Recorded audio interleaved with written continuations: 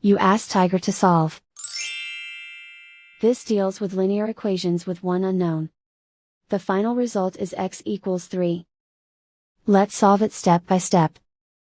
Swap sides. Group all constants on the right side of the equation. Subtract 78 from both sides. Group like terms.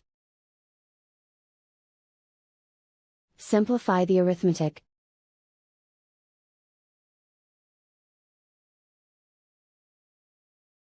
Isolate the x. Divide both sides by -6. Cancel out the negatives. Simplify the fraction. Cancel out the negatives. Find the greatest common factor of the numerator and denominator.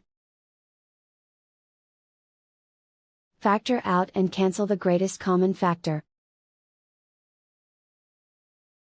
And so the final result is x equals 3.